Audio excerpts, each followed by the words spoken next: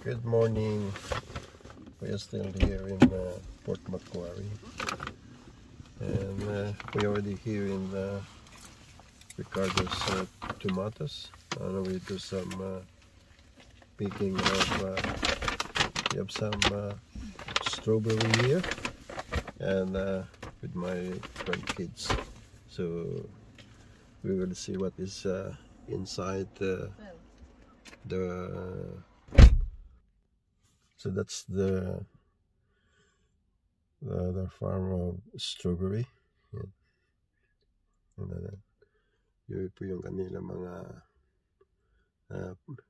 protected with all this big dome screen. Yan po. So we will see what is inside. Yan po yung produkto po dito. Yung kanilang hydroponic na tomatoes. Yan po ay strawberry na tomato.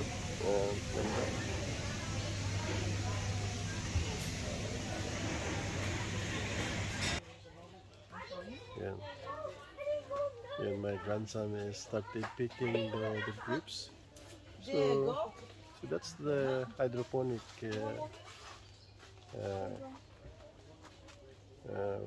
farm for strawberry. That's the way they do it. That's nice.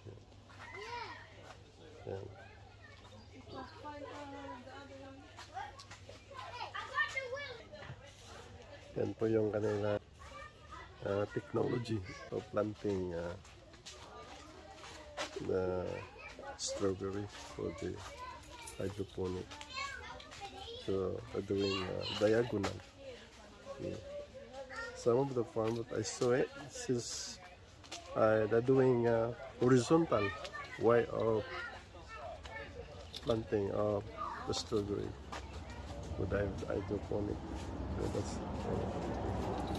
so ang ganda po. Yeah.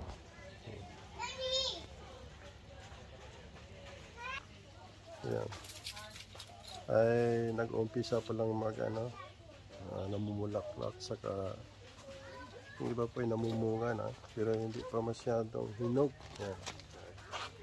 Yan po. Yan. So marami pa lang ways, kaya ang palagi mo nakikita sa pagtatanim ng ganito ay hydroponic ay horizontal. Dito pala ganyan. Kaya mayroon pa.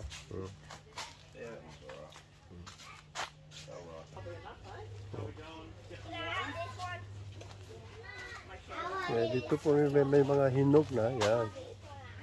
Kaya, hindi pwede po yung dito, yung ay kakain ka.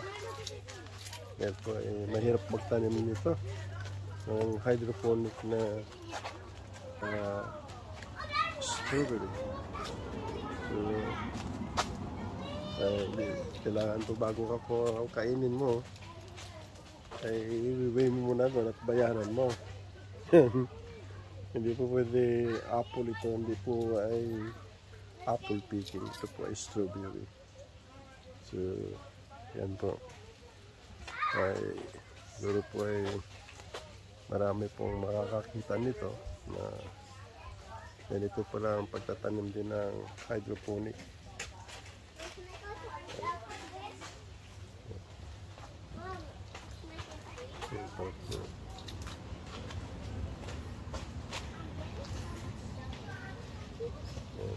Hindi pa masyadong maraming bunga kasi ngayon lang yata itong namumulaklak, na-harvest na po iba.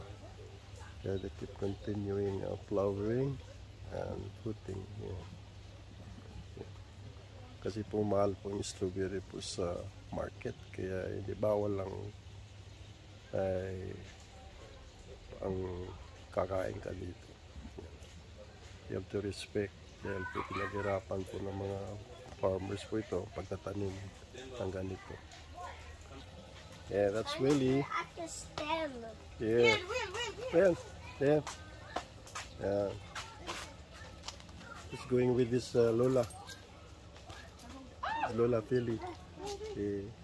Now to cut the strawberry. There's one more here. Yeah. My brother-in-law to that. Yeah. There you go. Yeah. Ooh. And It's a shiny oh, red. you cut a lot now. Ow! Yeah, yeah, you got it. There you go. Yeah. Big one. Yeah. There you go. Oh, you got plenty of shiny. Yeah, that's the other one. Yeah, you got a lot now. Honey, what I got? Yeah. Oh, that's full. Very good. Yeah. There you go. Oh, nearly full now, Hudson. Ah. Ah, oh yeah. There you go. There's plenty there. I got so much shiny red, but it's not enough. Red. Enough. Yeah. No. There you go. I think that's enough. My grandkids are enjoying cutting the grapes. That's Hudson. Yeah. The bucket already full already. Another shiny. Yeah, that's a shiny red again with the strawberry. Yeah. We still need to feed the dog. So, yan po at ang ganda po ng pagtatanim ng strawberry dito. Yeah. Hydroponics. Yeah. Let's go. So yung, Oh. yung kanilang pagtatanim. Give me a scissor. Give me a scissor. Beautiful hydroponics farm for strawberry.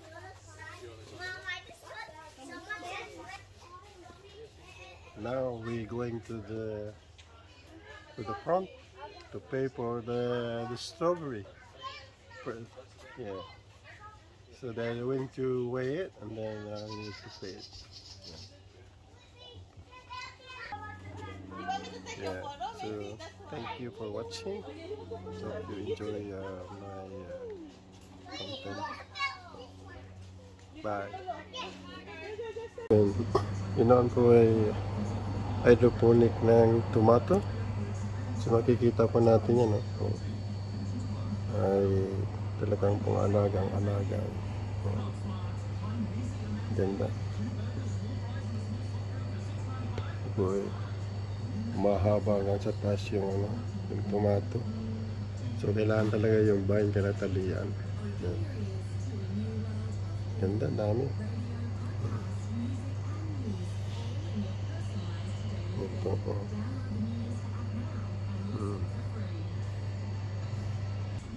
Yan na po yung yung nowadays na tomato. Wala yan.